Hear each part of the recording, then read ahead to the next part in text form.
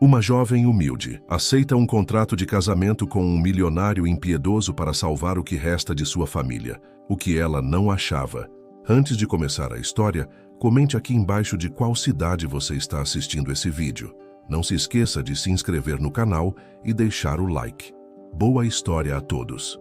O cheiro de álcool e medicamentos impregnava o corredor do pequeno hospital de Águas Claras. Helena Campos ajustou o crachá de estagiária no uniforme impecavelmente limpo, apesar de já desgastado pelas frequentes lavagens. Seus olhos ardiam de cansaço após o terceiro plantão consecutivo. Mas não havia tempo para descanso. Em casa, Dona Zulmira a esperava. "Você precisa ir, menina. Já passou da hora do remédio", disse Joana, a enfermeira-chefe, com um olhar compreensivo. Helena assentiu, guardando rapidamente seus pertences no armário do vestiário.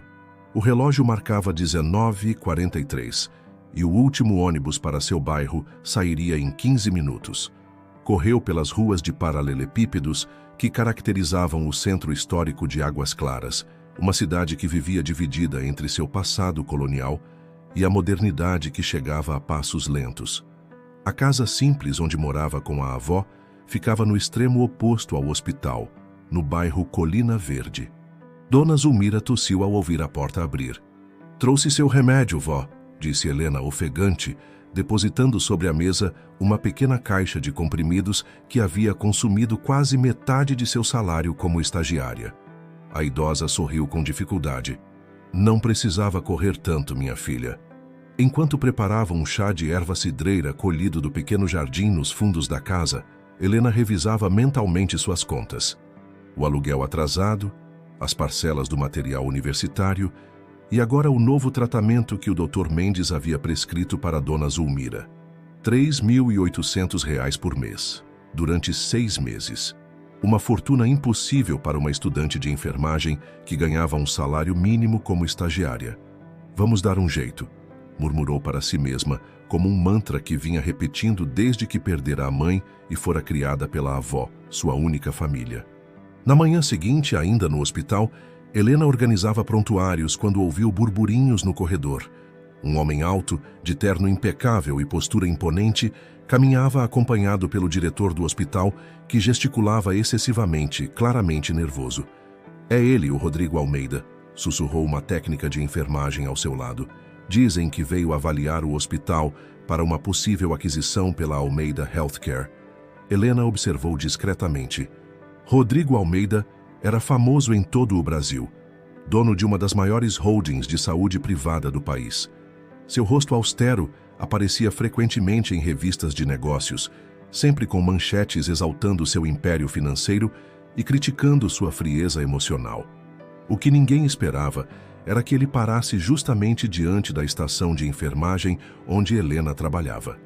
"Preciso dos dados de ocupação dos últimos 3 meses", ele disse, sua voz grave ecoando no corredor silencioso.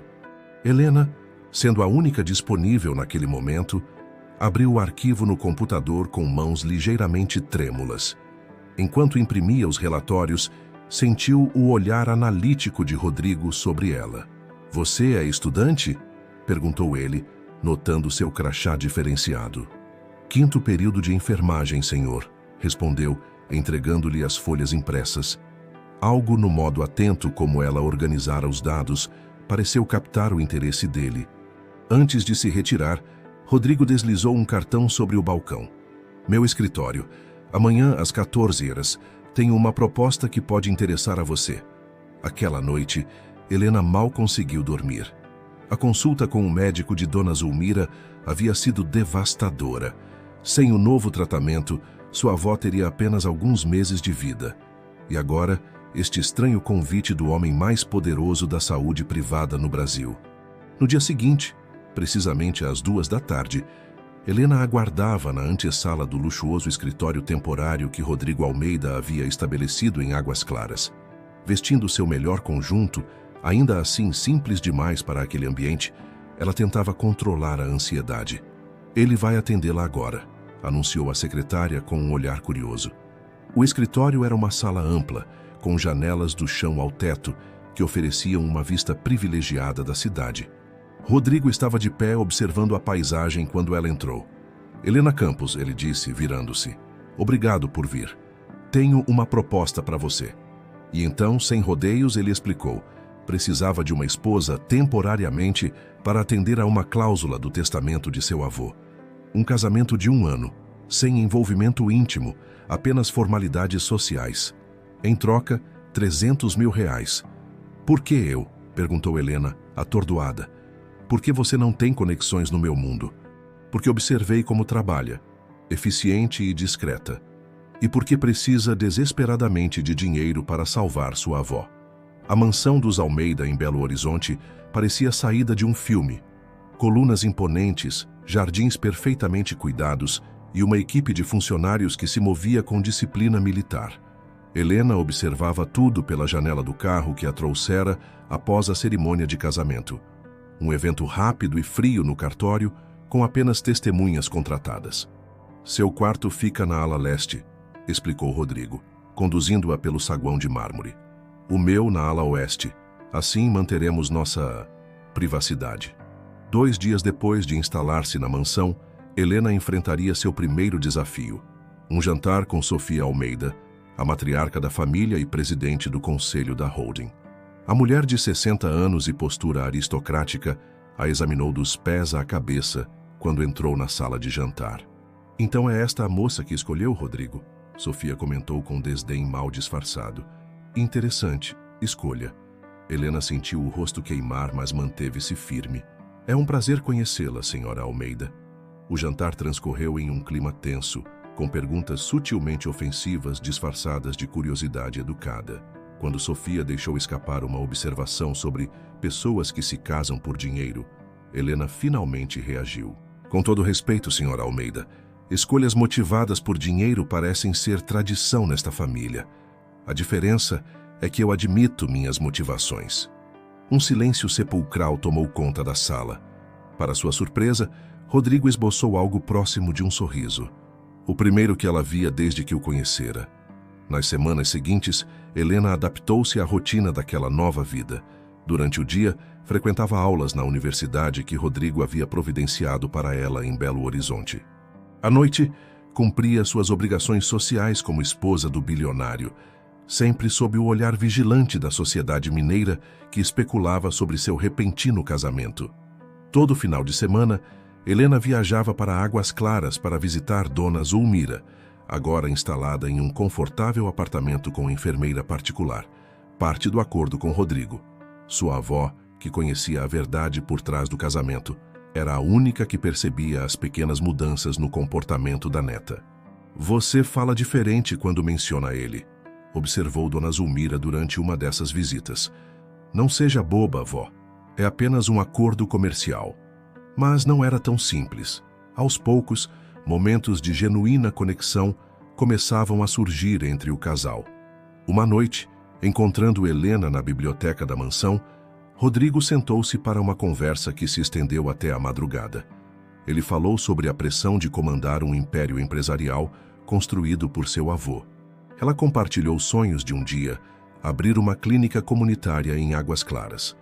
Numa tarde chuvosa, quando o telefone tocou anunciando que Dona Zulmira havia sido hospitalizada com uma crise respiratória, foi Rodrigo quem, sem hesitar, pegou as chaves do carro. Vamos agora. Meu helicóptero nos levará mais rápido até lá. Durante 3 dias, ele permaneceu no hospital ao lado de Helena, administrando emergências corporativas pelo telefone, mas recusando-se a deixá-la sozinha naquele momento crítico. Quando Dona Zulmira finalmente estabilizou, algo havia mudado entre eles. Obrigada, disse Helena na viagem de volta para Belo Horizonte, as primeiras gotas de uma nova tempestade batendo na janela do helicóptero. Não me agradeça. Era o certo a fazer, respondeu ele, olhando para a frente, mas sua mão encontrou a dela no espaço entre os assentos. 5 meses após o casamento, Helena começou a sentir náuseas matinais. Inicialmente, atribuiu ao estresse dos preparativos para o grande evento beneficente da Fundação Almeida, onde seria formalmente apresentada à alta sociedade. Mas quando os sintomas persistiram, nem mesmo ela, estudante de enfermagem, pôde ignorar os sinais. O teste de gravidez positivo parecia zombar dela no balcão do banheiro luxuoso. Um bebê não estava previsto no contrato. A cláusula era clara: nada de envolvimento íntimo, exceto por aquela única noite, após o susto com Dona Zulmira, quando vulnerabilidade e gratidão se transformaram em algo mais. Enquanto decidia como contar a Rodrigo, Helena encontrou por acaso uma antiga empregada da família que trabalhava na mansão há mais de 3 décadas. "O jovem senhor nunca foi assim tão frio", comentou a senhora ao vê-la observando uma fotografia de Rodrigo criança. "Foi depois que o pai dele adoeceu. Ficou 3 anos lutando contra aquela terrível doença. O menino tinha apenas 13 anos quando presenciou o fim e nunca mais foi o mesmo." Aquela informação iluminou aspectos da personalidade de Rodrigo que Helena começava a compreender. O medo de criar vínculos, a obsessão pelo controle, a dedicação quase maníaca ao trabalho, tudo fazia sentido agora. A notícia da gravidez caiu como uma bomba no escritório de Rodrigo. O bilionário, sempre tão controlado, parecia ter perdido momentaneamente o equilíbrio, apoiando-se na mesa de mogno maciço. "Um filho?", repetiu ele, como se testasse a palavra em sua língua. "Ah, isso não estava no contrato, Helena." "Eu sei", ela respondeu, mantendo a compostura apesar das lágrimas que ameaçavam cair.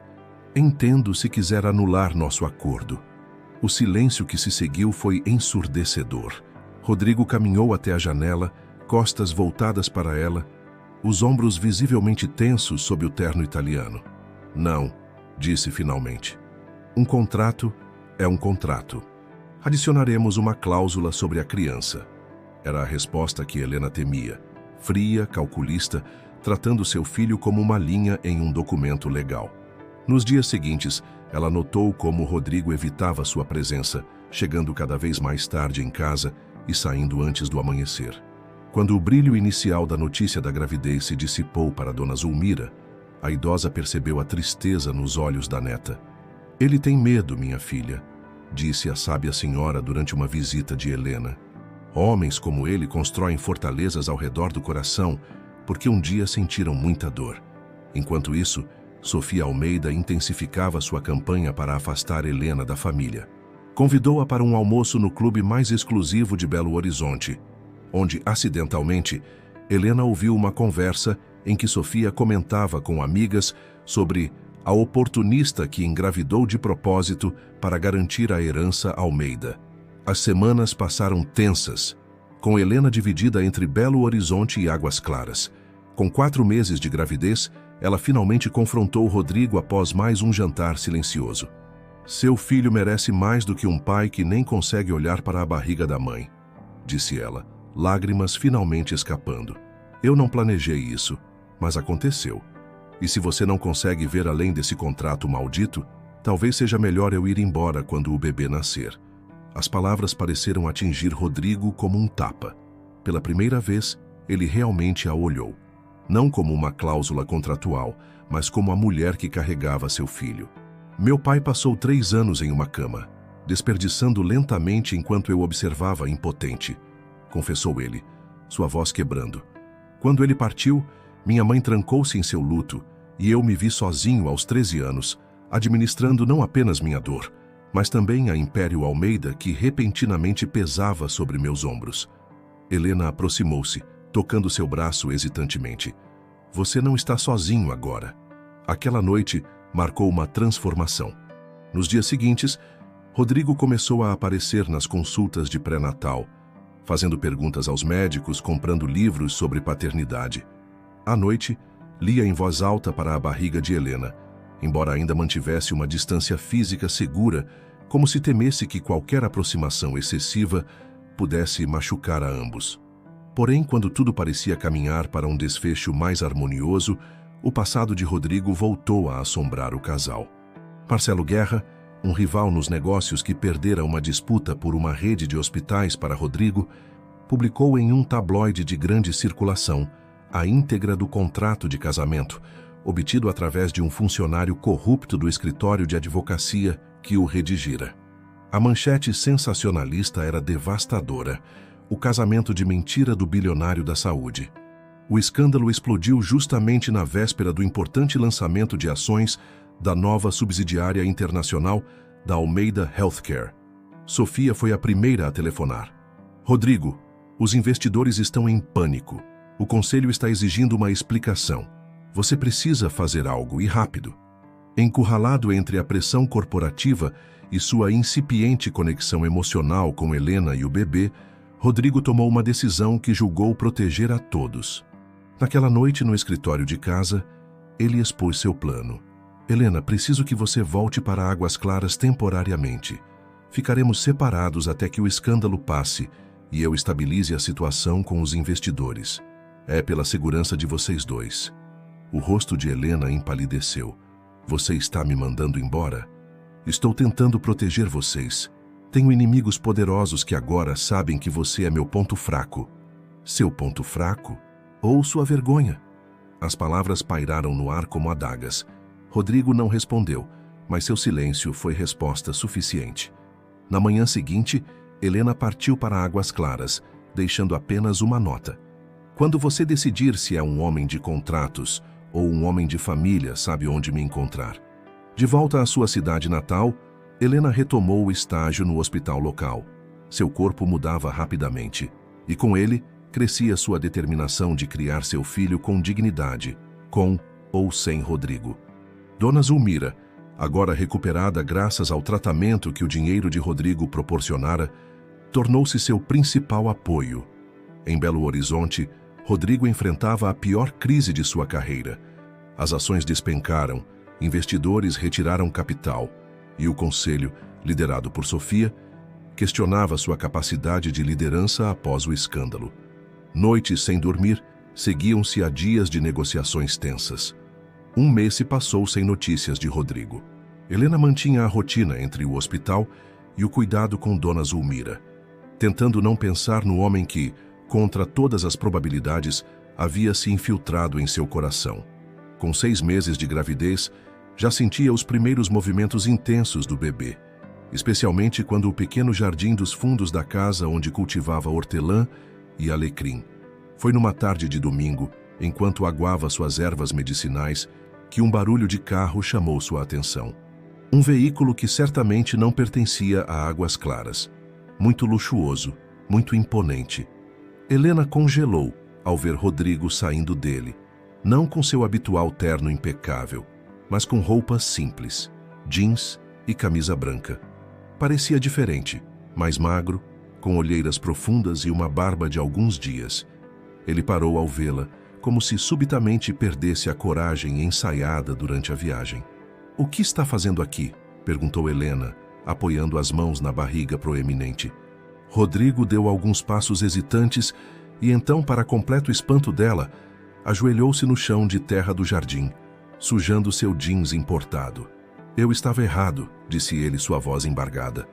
"Passei minha vida inteira construindo um império que não significa nada sem alguém para compartilhá-lo. Alguém que me enxerga além do sobrenome Almeida e dos bilhões na conta bancária."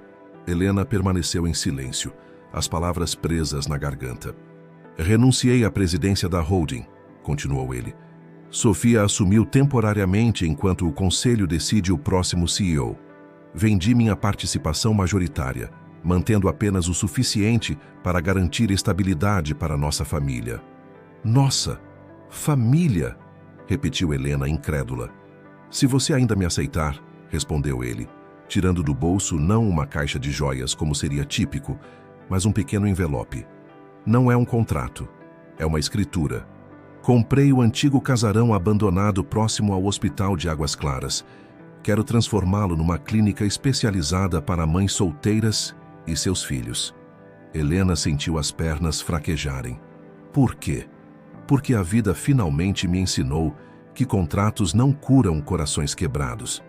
Porque quero que nosso filho cresça, vendo que seu pai aprendeu a maior lição que alguém pode aprender, que amor é a única coisa que realmente importa nesta vida." Naquele momento, o bebê deu um chute forte, como se aprovasse as palavras do pai. Helena levou instintivamente a mão de Rodrigo à sua barriga para que sentisse. Os olhos dele, sempre tão frios e calculistas, marejaram ao sentir o movimento. "Posso?"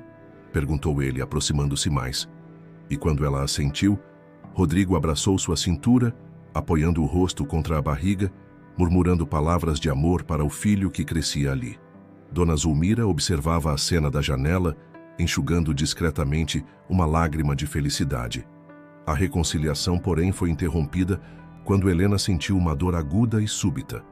O bebê estava vindo, 2 meses antes do previsto. Rodrigo, em pânico momentâneo, rapidamente recuperou o controle da situação, carregando-a para o carro e dirigindo em velocidade para o hospital local. As 18 horas seguintes foram as mais intensas da vida do casal. Rafael nasceu pequeno, mas lutador, precisando de cuidados especiais na incubadora. Durante esse período crítico, Rodrigo não saiu do hospital nem por um momento, coordenando a vinda de especialistas de Belo Horizonte enquanto segurava a mão de Helena. Foi na madrugada do 2º dia, quando os médicos finalmente anunciaram que o pequeno Rafael estava fora de perigo, que Rodrigo pronunciou as palavras que jamais havia dito antes. Eu te amo, Helena. Te amei desde o momento em que vi você organizando aqueles prontuários no hospital, com tanta dedicação apesar das circunstâncias. Demorei para reconhecer esse sentimento porque passei a vida inteira fugindo dele. 3 meses depois, a antiga mansão colonial de Águas Claras ressurgia transformada como a Clínica Maternal Beatriz Almeida, nome dado em homenagem à irmã de Rodrigo, que havia partido ainda na adolescência. Helena coordenava os programas de acolhimento enquanto completava sua formação em enfermagem. Rodrigo dividia seu tempo entre os cuidados com o filho e a administração da clínica, que rapidamente se tornou referência no atendimento humanizado. A mudança mais surpreendente veio quando Sofia Almeida apareceu em Águas Claras, trazendo um berço antigo que havia pertencido a Rodrigo. Percebi que estava repetindo com você o mesmo padrão frio que usei para criar meu filho, confessou ela a Helena, enquanto observava o neto dormindo. E veja o quanto isso o machucou. Talvez não seja tarde para aprender uma nova forma de amar. Numa tarde de outono, enquanto o sol se punha tingindo de dourado os telhados coloniais de Águas Claras, Helena e Rodrigo estavam sentados na varanda simples da casa que agora compartilhavam, observando as primeiras estrelas surgirem no céu. Rafael dormia tranquilamente nos braços da mãe, seu pequeno peito subindo e descendo no ritmo perfeito da vida. Sabe o que é irônico? Comentou Rodrigo, segurando a mão da esposa. Passei a vida obcecado com contratos, cláusulas e garantias, e no final foi justamente quando rasguei nosso contrato que encontrei tudo o que sempre procurei. Helena sorriu, encostando a cabeça no ombro dele. Alguns acordos não precisam de assinaturas, respondeu ela, olhando para o filho. São selados no coração. Enquanto as estrelas multiplicavam-se no céu de Águas Claras, o casal permanecia em silêncio contemplativo, unidos não mais por um documento legal, mas por algo infinitamente mais poderoso. Um amor que havia transformado não apenas suas vidas, mas também curado feridas profundas que carregavam desde a infância, provando que mesmo os corações mais protegidos por muralhas podem, eventualmente, encontrar seu caminho de volta para casa. Querido ouvinte, muito obrigado por ter acompanhado a jornada de Helena e Rodrigo até aqui. Esperamos que essa história sobre transformação, amor verdadeiro e segundas chances tenha tocado seu coração. Se você se emocionou com essa telenovela, não esqueça de deixar seu like no vídeo e se inscrever no canal para não perder nossas próximas histórias emocionantes. Seus comentários significam muito para nós. O que você achou da reviravolta na vida do casal? Acreditou na transformação de Rodrigo? Compartilhe suas impressões abaixo. Voltamos amanhã com mais uma história que vai mexer com suas emoções.